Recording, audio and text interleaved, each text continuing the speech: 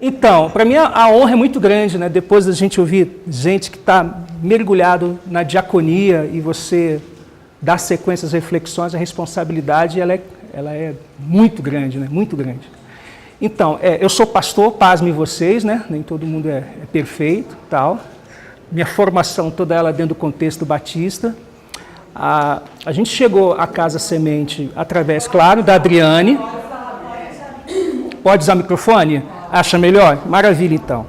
A gente chegou à Casa Semente através da Adriane. A gente se conheceu, não sei se você lembra disso, 2011. Né? E foi um encontro com o Vivi Grig, não sei se vocês conhecem, o Vivi Grig, uma figura bem interessante. Quem mediou o encontro, na verdade, foi o Ariovaldo Ramos. Então, o Ari falou, olha, precisamos de uma comunidade para receber o Vivi. Cara, manda para cá, e foi bem interessante. E aí a gente saiu do contexto institucional, convencional, dentro das normas da BNT e da CBB, e a gente migrou, na verdade, para o modelo de igreja simples. E aí eu levei a Adriane o ano passado para falar na nossa reunião, uma reunião caseira, que a gente mentoria, e aí a gente começou esse diálogo, fomos aprofundando. Quando chegou em setembro, eu fui a Jardim Gramacho em setembro. Quero dizer para vocês que, em primeiro momento, há um choque. O próprio território, por si só, ele já é de chocar você. Então, não podemos negar de que entrar ali, aquilo tem impacto nas suas emoções, tem impacto na sua vivência. E uma outra questão que me chamou muita atenção era a quantidade de meninos, né, envolvidos com tráfico, aquelas sinalizações ali, né, os meninos com radinho, aquilo foi me chamando a atenção e tal. E aí chegamos lá, conversamos, e eu ia para lá os sábados só para fazer uma leitura mesmo, acompanhar. Aí eu pedi demissão na escola onde eu estava, enquanto coordenador e orientador pedagógico. E em janeiro a gente começou esse processo meio de conviver com essa turma maravilhosa que nós temos ali. Eu tenho por hábito de chamá-los de mestres, mas isso não é por força de expressão. A gente entende que nesse processo de mediação da formação dos seres humanos, eles nos educam tanto quanto. Então, em primeiro momento, quando eu fui chamando tanto eles quanto elas de mestres, eles geravam um certo espanto, né? Mas, na verdade, é esse processo mesmo que a gente vem desencadeando junto com eles. O Bebeto passou um dever de casa aqui para mim, que é uma pastoral que olha para a criança, sua família e o lugar onde ela vive. E de tudo que eu tenho percebido aqui, há uma tensão que faz com que alguns colegas pastores, lideranças eclesiásticas, não consigam ter esse olhar pastoral, que consiga perceber a criança em todo o seu entorno, olhar para aquele cenário e entender todas as questões que envolvem aquela realidade. Então, eu vou citar algumas obras de literatura no campo da teologia. Quero deixar bem claro que não tem a mesma profundidade teológica de Rebecca Brown, que você citou ontem, quero deixar isso bem claro, já adianto, tá? Mas eu vou citar alguns textos, só para mediar minha fala, mas eu espero chegar no mesmo nível de Rebecca Brown, que, por sinal, o que você fazia lendo Rebecca Brown, cara? Enfim, isso também é uma outra questão. É verdade, eu já fiz isso, cara. Já comprei textos pela capa. Tem um texto bem básico que eu utilizava no seminário lá com os alunos, chamado A Teoria do Método Teológico. A Teoria do Método Teológico é um texto do irmão do Leonardo Boff. Nesse texto, ele trata a teologia como ciência. Porque assim foi durante a Idade Média. A teologia era ciência, era a ciência durante o período da chamada Idade Média. Então ele tenta explicar como é que você faz teologia, como é que você constrói teologia, como é que você pensa a teologia. E esse Clodovis, Boff, ele vai criando uma linha do tempo para você entender o que aconteceu com a construção teológica que fez essa ruptura entre diaconia e querigma. E parece que a maior tensão que nós temos aqui é tentar juntar esses dois parâmetros. Parece que um se sobrepõe ao outro. Parece que a proclamação, o ensino, a fala, a oralidade entre nós protestantes de maneira bem particular, parece que é muito mais forte do que a diaconia. Parece que a gente não consegue equilibrar esses dois valores. A gente não consegue tratar isso como se fossem sinônimos. Ou é um ou é outro. E ele faz uma linha do tempo para a gente poder entender o que aconteceu. Então, é uma possibilidade para tentar explicar, não é a resposta. Não é a resposta, é uma possibilidade para você poder entender o que foi que aconteceu, que fez com que nós protestantes nos apaixonássemos tanto pelo discurso, pelo ensino, pela formação. Eu estava ali sentado vendo o ministério que vocês realizam enquanto Aleph, essa preocupação da formação, produzir texto, fazer com que pastores possam ler, meditar, refletir. Por que isso é uma marca do nosso movimento? Então vamos lá. Quando a gente pensa o colegiado que Jesus tinha, nós tínhamos um colegiado formado só por judeus. São 12 caras de tradição judaica sendo mentoreado e pastoreado por um rabino judeu. Ponto. Essa mudança começa a ocorrer com a inclusão de Paulo, que mesmo sendo um judeu, mas já flertava, já tinha uma empatia com a cultura helênica, com a cultura greco-romana. Paulo, na verdade, era membro do STF daquela época, no Supremo Tribunal Federal chamado Sinédrio, ele estava lá, cadeira cativa, ele era fariseu, então ele tinha formação acadêmica para cumprir uma série de funções. Mas ele já tinha essa empatia por questões relativas ao universo greco-romano. Quando a gente encontra expressões na nossa teologia, na nossa declaração de fé, como justificação, adoção, essas expressões são do mundo helênico. Essas expressões estão lá, elas se encontram lá. O que ele faz, na verdade, ele se utiliza dessas expressões para começar a construir a teologia, porque Jesus não deixou, por exemplo, uma eclesiologia. Quem vai construir eclesiologia são os apóstolos, mas de maneira bem particular, Paulo, ele que pensa isso, ele que vai escrevendo sobre isso. Então ele começa esse flerte com cultura helênica.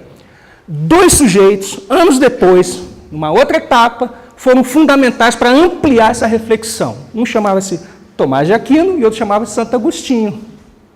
Tomás de Aquino e Santo Agostinho, eles ampliaram essa reflexão. Aí a parada ficou mais densa. O que significa então? Ambos não só flertaram, mas ambos fizeram a mediação cultural com Platão e com Aristóteles. E com Platão, de maneira muito particular, foi Santo Agostinho. Para quem leu as Confissões de Santo Agostinho, você vê essa questão do prazer, do desejo, da culpa, que está ali na obra dele. Agostinho, então, ele herda do universo platônico a concepção que a matéria é má, que tudo que envolve o mundo natural, o mundo da matéria, é ruim. Não deveria tomar a nossa preocupação, não deveria ser o nosso objeto de preocupação. A nossa preocupação tem a ver com o mundo espiritual, com as coisas lá do alto, lá de cima.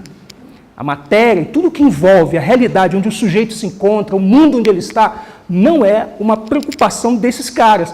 Isso permeou anos e anos e anos. Chegou até entre os reformadores, ao ponto, por exemplo, de Lutero, ter uma certa indisposição com a carta de Tiago.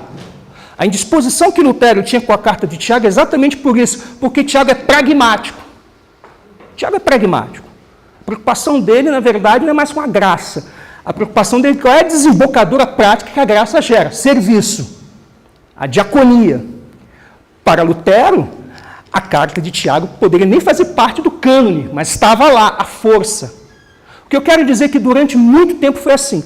Quando há uma virada, e aí essa virada é histórica, que é uma virada do século XIX para o século XX, a teologia começou a perceber que ela não estava dando conta mais de pensar o homem em seu território apenas de maneiras conceituais. Exemplo, quando a gente pensa, por exemplo, pecado, a gente sempre pensa de maneira conceitual. O conceito que está lá em qualquer declaração de fé, por exemplo, da Convenção Batista Brasileira, está lá.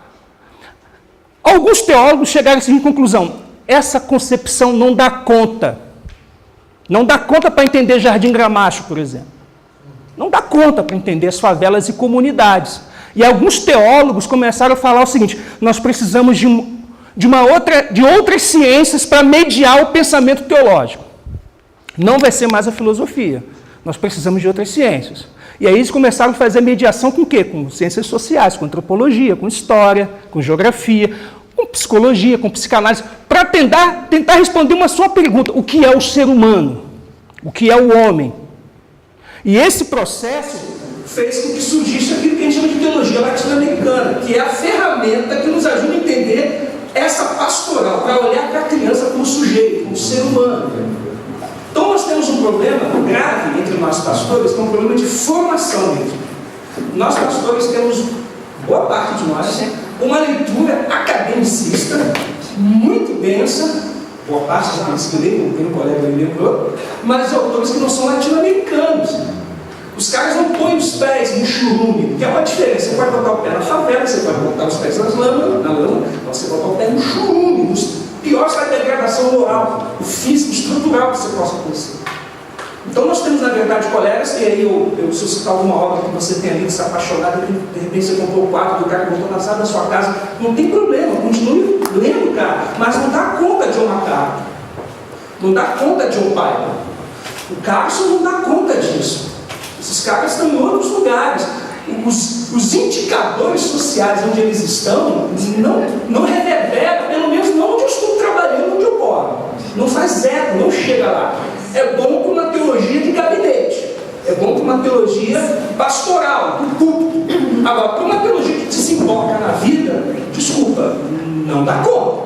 Não é suficiente. Para a gente poder entender o que é o ser humano, entender o que é criança. Eu vou abrir uma tela aqui, dar um Ctrl+Tab rapidinho, por exemplo. Eu já vi muitos colegas, reúnem as crianças, vamos chamar as crianças agora para um cultinho. Vocês já viram isso? Cultinho. Eu acho estranho, porque se é cultinho, tudo é mínimo, tudo é reduzido. É um cultinho, um deusinho, uma realidade bem pequena. Mas é a formação que os caras têm. Essa formação que foi dada para eles. E repensar isso não é nada fácil. Ler teólogos latino-americanos não é tão simples assim. Furar esse bloqueio não é fácil. É a partir da teologia latino-americana que a gente vai encontrando esses recursos para a gente poder ler a realidade da criança e do adolescente e perceber que é um pecado. E aí a palavra que mais nós usamos é um pecado estrutural. Quando a gente consegue, por exemplo, o racismo, a gente entende como pecado, mas é um pecado estrutural. São recursos que a teologia latino-americana vai nos dando e ela vai startando uma série de processos. E aí, quando a gente ouve o que está acontecendo aqui, faz todo sentido para a gente. Porque a gente já vem de uma caminhada de convivência naqueles lugares. A gente visita aquelas casas, a gente entra naqueles barracos e a gente percebe que a gente tem recursos bíblicos e teóricos que nos ajudam não só a se importar com aquela realidade, mas a alterá-la. E aí a teologia latino-americana nos oferece um tripé. O tripé é esse: ver, julgar e agir. É um tripé que a teologia latino-americana nos oferece. O ver, o julgar e o agir. O ver é quando a gente entra na casa dessa turma que está. Quando entra na casa do Léo, quando entra na casa do Zé, quando entra na casa do Pablo, quando entra na casa do Ladinho, que é o Wallace. Você vê aquela realidade. Aquela realidade tem um cheiro. Aquela realidade tem um cheiro. Aquela realidade não é uma realidade virtual, tem um cheiro. Você entrar, você ver, você contemplar aquilo ali, você vê, como tem dito em alguns lugares, a pobreza é um universo de impossibilidades. A expressão que o Peter usa, como se fosse uma laje, não é isso? A gente entra ali, a gente percebe, ninguém aqui tem elevador, ninguém tem acesso a isso. De fato, você vê essa realidade. É um tripé: ver, julgar. Você vai discernir o que produz isso aqui, o que gera isso aqui, quais são os fatores que trouxeram essas pessoas para essa realidade. Porque, como eu vou já me adiantar na minha fala, quando a gente lê teologia latino-americana, a gente não acredita em determinismo fatalista. A gente não acredita em determinismo fatalista. A gente tem que ler um processo histórico. É um processo histórico. Então você começa a discernir. E aí você vê na última etapa: ver, julgar, agir. Você acha educação, humanização, uma série de atividades que a gente tem aprendido junto com eles a realizar lá. E nesse processo, aí você começa a olhar para essa criança, você começa a perceber uma infância que ele não teve. E os filhos têm. E ainda tem, porque tem um lá que é adolescente agora, recentemente, tem infância, tem brincar, tem lugar de dormir, lugar de deitar. Quando você vê, julgar e age, isso move uma certa indignação, que se faz necessário. Tem um hino maravilhoso, vocês citaram na área para o culto cristão, na harpa, que é do Skank, que diz assim, que a nossa indignação é uma mosca sem asa que não atravessa a janela de nossas casas. O Samuel Rosa está inspirado, no sino belíssimo. A nossa indignação é uma mosca sem asas, não atravessa a janela de nossas casas. Quando você começa a perceber a teologia latino-americana, você precisa atravessar isso. Você olha para aquela realidade e diz, não pode ficar assim. Foi assim com a Adriana quando entrou lá, foi assim com a Ana e foi assim comigo chegando lá. Cara, o que é isso aqui? O que eles estão comendo? Eu me lembro agora, fui informado aqui no grupo que a avó do Leonardo descansou. Uma vez eu entrei naquele terreno de espaço, tinha algo ali naquela panela, eu falei, quem vai comer isso? Quem vai comer isso aqui? Então vejo Gaiadi é ser tomado pelo espírito de indignação. Nós não podemos aceitar isso. Isso pode ser alterado. Posto essas coisas, a gente olha então para a criança, a gente olha para o adolescente, e a gente percebe a visão de uma pastoral. E essa pastoral vem a partir dessas questões que eu acabei de tratar. E aí aconteceu algo muito curioso. Hoje de manhã eu vim, sentei aqui do ladinho, aqui estava o Valdir, né? E aí eu sentei ali e dei uma olhada e vi os esboços dele, as anotações dele. E vinha assim escrito lá no esboço dele, a menina sem nome. Aí eu pensei, é o mesmo texto que eu vou trabalhar. Cara, é o mesmo texto. A mesma história. O mesmo texto, gente, o mesmo texto, cara. Eu gosto muito de música, então eu vou citar música do mundo, assim, porque, desculpa, porque eu moro no mundo, eu vivo no mundo, eu tenho que explicar isso para as pessoas, né? Quando eu estiver em Plutão, Saturno, eu vou falar de músicas de lá. Como me parece que não existe vida inteligente fora da Terra e nem sendo fonográfico fora da Via Láctea, então eu só posso citar músicas de terráqueos, não tem como citar outras canções. Quando eu vi aquilo, eu me lembrei de um álbum do The Police chamado Sincronicidade, que é o mesmo conceito lá da psicanálise, né? Um consciente coletivo. Uma pessoa pensa algo, a outra também pensa em lugares completamente distintos, né? Eu falei, cara, o cara está com o mesmo texto. E aí eu me senti muito mal, óbvio. Mas eu me lembrei daquela aula lá de língua portuguesa, né? Na graduação de letras, eu me lembrei um princípio básico, né? Que o texto literário permite vários caminhos, né? Porque nem todo texto é literário. O jornal é texto literário. O manual que você adquiriu para completar uma máquina de um carro para funcionar não é um texto literário. O texto literário propõe vários caminhos. O Valdir foi por um caminho, eu quero ir por um outro caminho. Posto essas questões, agora a gente vai lá para o texto. Eu apresentei inclusive para o Bebeto, eu disse assim, Bebeto, olha isso aqui que eu apresentei para as meninas, para a Adriana, para a Ana, e eu apresentei para o Valdir, eu vai no PEX mais, com certeza. Mas eu quero fazer um recorte só da história da menina. Eu não quero entrar em outras questões aqui. Quando eu pensei no texto, no convite que o Bebeto nos fez, eu pensei na menina. E aí, Bebeto, você que é da Vinha, você conhece um livro chamado Adoração, Tesouro a Ser Explorado, de editora Betânia Roger Williams. Eu conheci o Roger alguns anos atrás. Tive uma experiência, eu e minha mulher, com o Roger, muito interessante. Pode ser que o Espírito esteja tentando nos levar mais uma vez a olhar para esse texto na ótica da menina. Uma possibilidade muito grande. A criança quer nos guiar de novo. Quando o Rubem Alves precisou visitar a Escola da Ponte, lá em Portugal, quem levou ele para conhecer toda a proposta pedagógica, toda a estrutura, foi uma criança. Não foi José Pacheco. Uma criança. A criança nos guia, a criança nos dá o norte. E me parece que nesse texto, tudo que ocorreu em favor de Naamã dependeu de uma ação de uma criança, de um adolescente. Eu queria reforçar esse texto, eu queria endossar. Parece que a gente precisa aprofundar mesmo e fechar esse dia, lembrando mais uma vez dessa história, mas de uma maneira muito especial, dessa menina que está aqui. Está lá em 2 Reis, capítulo 5, do verso 1 ao verso 3, que diz assim: Naamã, comandante do exército do rei da Síria, era muito respeitado, honrado pelo seu senhor, pois por meio dele o senhor dera a vitória à Síria. Mas esse grande guerreiro ficou leproso. Ora, tropas da Síria haviam atacado Israel e levado cativo uma menina que passou a servir a mulher de Naamã. Um dia ela disse à sua senhora: se o meu senhor procurasse o profeta que está em Samaria, ele o curaria da lepra. Como eu falei, eu só quero pensar, eu só gostaria de considerar essa situação a partir da ótica dessa menina aqui, que é uma escrava, que pertencia ao nível mais baixo que se pode estar em termos de posição social. Era uma estrangeira, uma judia, que vivia na Síria. Era uma mulher em uma cultura dominada por homens.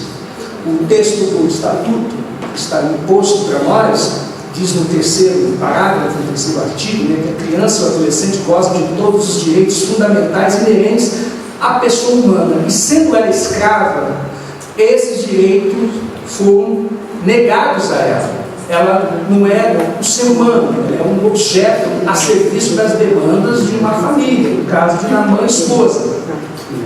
O que me chamou a atenção aqui, quando li esse texto feito, é o seguinte: o que fez ela se importar com o seu Senhor? Essa é a pergunta que eu fazia. Se ela está lá, ela foi obrigada a estar lá, foi tirada do seu povo e levada a escrava. Toda vez que eu li esse texto, eu me perguntava assim: o que fez ela se importar com aquele que representa a opressão, a negação do direito? Essa era a pergunta que eu fazia. O que fez ela ter compaixão, empatia pela dor do outro? Porque ela tem todo o direito para não ter. Se tem algo aqui que ela tem direito, é não se envolver na demanda do outro. Porque esse outro trouxe ela para uma realidade que não é a realidade dela, não é o território dela, não é o mundo dela. Ela é escrava. E eu comecei a fazer essa pergunta de maneira mais sistemática diante de dois princípios básicos que tanto Rubem Alves e o Paulo Freire certamente estabeleceram. Dois princípios básicos, quando eles pensam a questão da pobreza e do pobre. Dois princípios básicos. O Rubem Alves diz o seguinte, queridos: é verdade que Deus ama os pobres, mas é verdade também que não confia neles. Dentro de cada pobre humilde mora um burguês prepotente. Depois eu faço a reflexão sobre. E o Paulo Freire dizia o seguinte em seus textos: quando a educação é libertadora, o sonho do oprimido é ser opressor. Quando a educação não é libertadora, o sonho do oprimido é ser opressor. E do Rubem Alves tem algo muito curioso, porque boa parte dos pedagogos, educadores, encontram o Rubem Alves na academia. Apesar do Rubem Alves não ter um método pedagógico diferente, por exemplo, de Paulo Freire, que tem metodologia, o Rubem Alves pensou em educação, sala de aula, textos maravilhosos, pensando nas instituições escolares como gaiolas, entendendo que a nossa função como professores é promover o voo dos nossos alunos. O Rubem Alves foi o cara que primeiro concebeu a palavra teologia da libertação.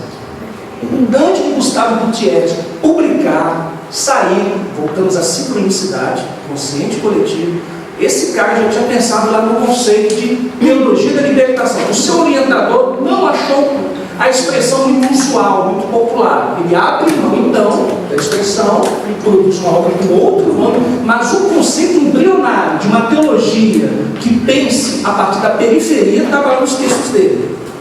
Então, quem está dizendo aqui é alguém que pensou uma pastoral a partir da perspectiva do pobre. E aí, quando o Paulo Freire diz também que a educação, se não for libertadora, o sonho do oprimido é ser opressor, significa que essa menina poderia ter todo o direito do mundo em não se importar. Alguma coisa ocorreu que fez com que ela se importasse.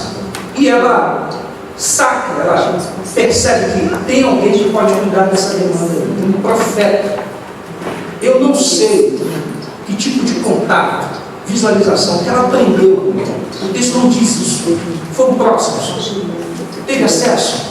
Sentou os pés. O que ela viu? Algo me diz que nesse processo fez com que ela entendesse que ele pode alterar. Eu entendo que a maior responsabilidade que eu tenho com essa turma, além de ensinar os rudimentos básicos para se tornarem leitores, produtores de conhecimento, é se tornar gente que se importa com gente.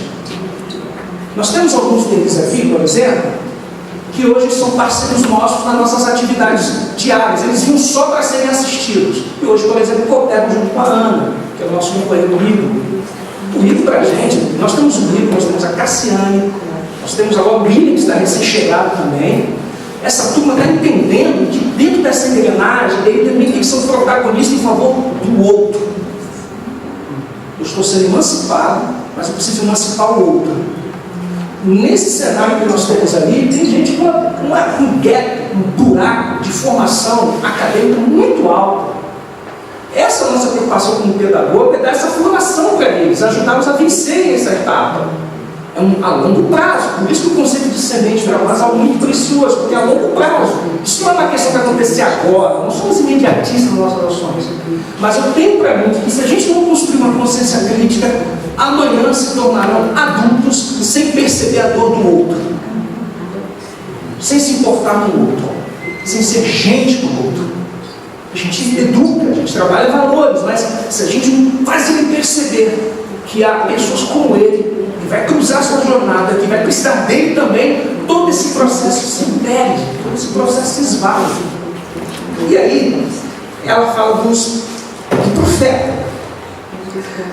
E dos profetas, de maneira muito especial, eu quero destacar duas questões e eu já vou concluindo. Duas questões, que é a pastoral. Que profeta? Quem são os profetas? E eu queria destacar de maneira muito particular os profetas menores. Vocês sabem melhor do que eu. Eles não são menores porque eles eram anônimos ou rodas. São menores porque a extensão literária do texto é menor. Por isso que eles são menores. Ageu, Naum, Jonas, Abacuque, Sofonias. Não tem a mesma extensão literária de Isaías, de Ezequiel, de Daniel, de Lamentações, são curtos. Veja bem, os grandes profetas, imagine um filme de 3D, superprodução, estúdio da Marvel. Os profetas menores são documentários. Compreende a diferença? Vou voltar. Os profetas maiores, produções, com certeza vai ganhar o Oscar. Geralmente sai no mês de dezembro, porque o Oscar já é de janeiro para fevereiro. Os profetas menores são documentários. Você já viu Ilha das Flores? Jorge Furtado. Alguém já viu o quê? Documentário. Estava ali conversando com o Coyote, não sei de onde ele foi, se foi abduzido. Ele falou: cara, você trabalha lá naquele local do lixo extraordinário? Eu trabalho lá. Documentário. Os profetas menores são documentários. E aí tem algumas questões que eles trabalham que é importante de descobrir esse negócio. Porque quando a gente entende isso, não só mostra a relevância da nossa cultura, porque nós somos um povo de origem que tem a cultura hebraica, nós somos de tradição judaico-cristã, a gente percebe, cara, que valor a gente trouxe para a sociedade. Mas isso nos impulsiona, isso nos motiva a continuar fazendo o que estamos fazendo.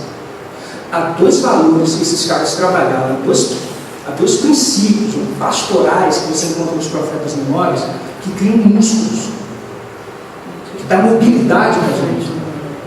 E aí eu anotei aqui, quero ler, vou explicando para vocês. Que a nossa pastoral, que a nossa prática pedagógica, por exemplo, promove a dignidade humana, que é uma palavra que nós falamos aqui inúmeras vezes.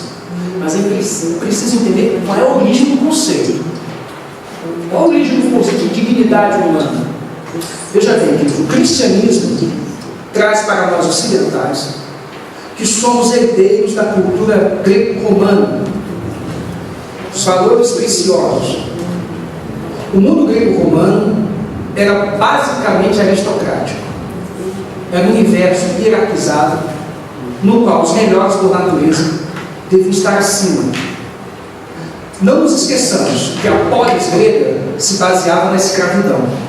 O cristianismo vai fazer até eles, ou trazer até eles, a noção de que a humanidade é fundamentalmente uma e que os homens são iguais em dignidade.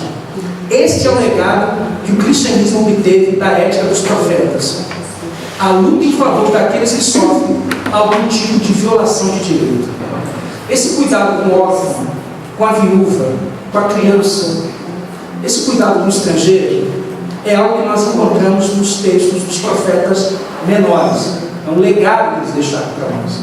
Tem um sujeito chamado Luc Ferry, ele foi ministro da Educação na França, ele diz o seguinte no livro, ele é ateu, ele diz o seguinte, que são os profetas menores que trazem para o Ocidente o conceito da dignidade humana, porque todos nós somos criados à imagem e semelhança de Deus, esse princípio que os cristãos absorveram de maneira muito densa, tornaram isso possível, aprende-se isso lá dos profetas. O conceito de imagem e semelhança de Deus é aquilo que você aprendeu lá no seminário.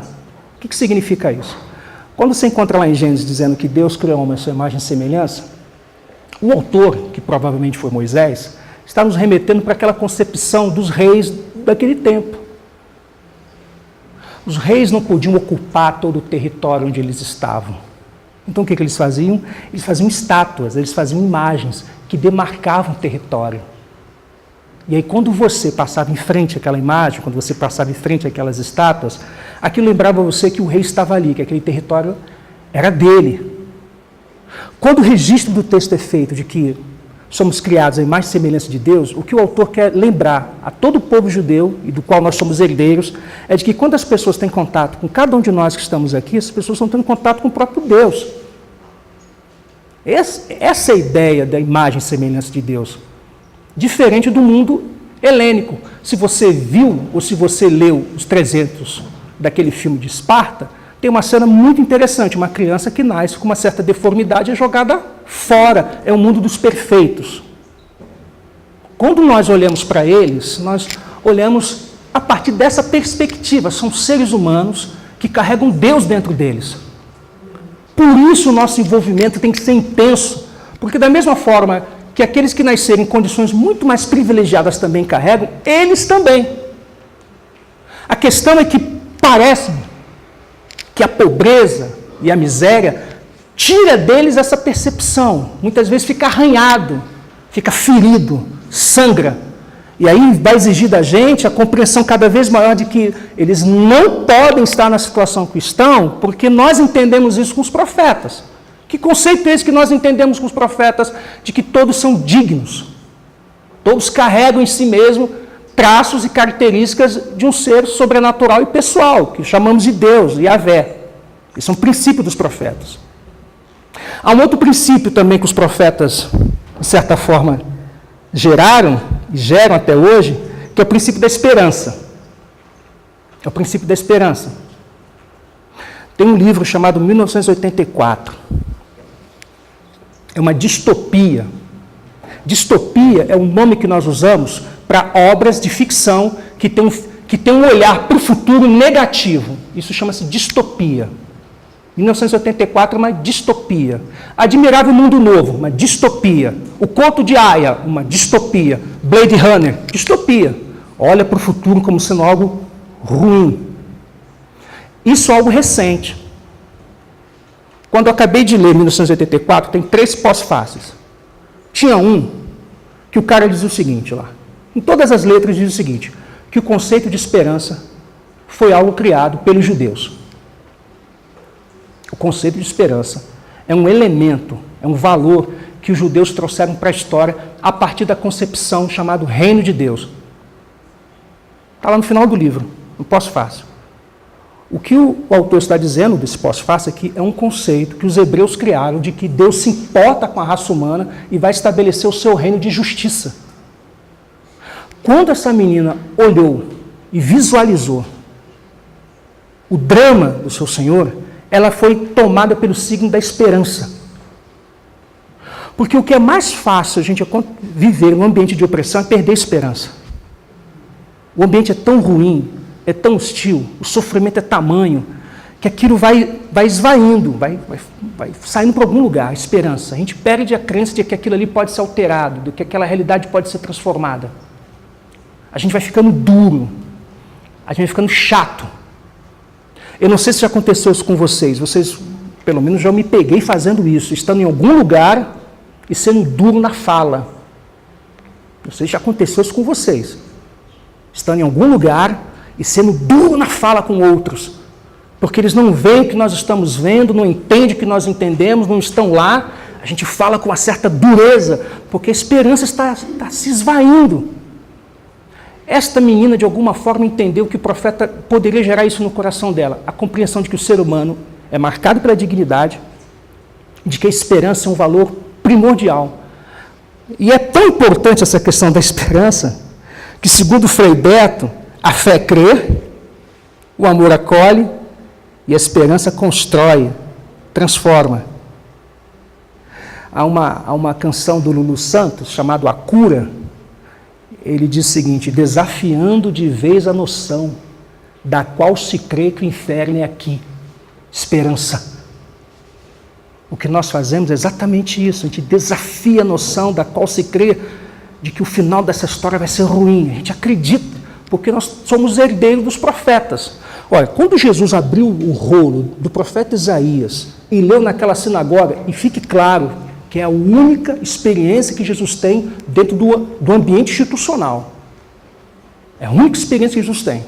Depois só lá no Templo de Jerusalém, que é uma outra experiência traumática para ele. Mas quando Jesus entra naquela sinagoga, abre o texto, ele faz essa hermenêutica que aplica os valores que os profetas acreditavam nele. Eu sou a Escritura, eu sou o texto. Eu estou aqui desafiando a noção da qual se crê que o inferno é aqui. Nós que estamos aqui desde quarta-feira, nós somos aqueles que desafiam a noção da qual se crê que o inferno é aqui. E como a gente desafia essa noção? Dando nosso tempo, nossos sonhos, nossos braços, nossas pernas, nossas lágrimas. Cada ato nosso é um processo de ruptura. A gente está furando um bloqueio. A gente está furando um bloqueio. Quebrando a laje. Eu quero concluir. O final da história nós já conhecemos. E eu quero concluir citando Paulo Freire falando sobre esperança, que é um texto maravilhoso. Paulo Freire está tendo aí o seu título, né, de patrão de educação para ser revogado, né? Uma turma aí acha que ele não merece o título e tal. E, dentre eles tem um sujeito chamado Alexandre Frota. Eu acho, com todo respeito, que a produção acadêmica do Alexandre Frota é controversa. Eu acho, assim. Né? Nós estamos num ambiente plural, pode ter alguém que se sinta simpático, mas do MBL para ele, eu acho uma produção acadêmica muito, mas muito questionável. Enquanto nós não temos outro educador, porque quando pensa educação fora do Brasil, pensa em Paulo Freire. Por exemplo, não pensa Augusto Cury, com todo respeito a essa figura. Tem muitos títulos sobre educação. Pensa Paulo Freire. E aí Paulo Freire fala assim sobre esperança. É preciso ter esperança. Mas tem de ser esperança do verbo esperançar. Por que isso? Porque tem gente que tem esperança do verbo esperar. Esperança do verbo esperar não é esperança, é espera. Ah, eu espero que você melhore, que funcione, que resolva. Já esperançar é ir atrás, é se juntar, é não desistir. É ser capaz de recusar aquilo que apodrece a nossa capacidade de integridade, a nossa fé ativa nas obras. Esperança é a capacidade de olhar e reagir àquilo que parece não ter saída. Por isso, é muito diferente de esperar. O termo mesmo é de esperançar. Há uma diferença clássica aqui, queridos, entre esperança e esperançar. Esse fatalismo determinista que eu falei no início tem feito muitos acreditarem que não é só o nosso papel, mas não o papel da igreja. A igreja não pode estar ali porque Deus assim decidiu que fosse assim. Deus assim decidiu. Sabe por que está assim? Porque Deus assim decidiu. Darcy Ribeiro dizia o seguinte: a crise na educação não é uma crise, é um projeto. Pega o conceito e amplia para onde você está. Aquela realidade de Jardim Gramacho, aquilo ali é um projeto. Tem atores que constroem aquela desordem para tornar o nosso processo de sinalização do reino cada vez mais difícil. O mesmo com vocês. À luz da esperança e da compreensão da dignidade humana, que é um legado dos profetas, a gente desafia a noção da qual se crê que o inferno é aqui. Eu queria terminar orando com vocês. É um texto que eu já fiz isso 2 vezes lá na casa. Sempre quando a gente termina nosso tempo de partilha, de revisão de rota, ajustes, aí algumas pessoas têm que orar e algumas vezes eu sou levado a orar. E eu fiz essa oração algumas vezes lá com os irmãos e eu gostaria de fazer com vocês. Se os irmãos conseguirem ficar em pé, eu vou ficar muito alegre, muito feliz, minha autoestima vai lá em cima. Obrigado. Hein? Eu vou lendo a oração e a gente pode repetir.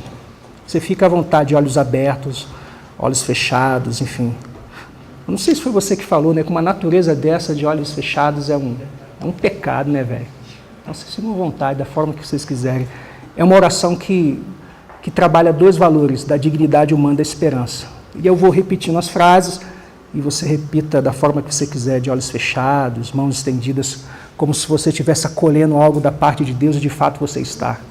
Diz assim: que Deus o abençoe,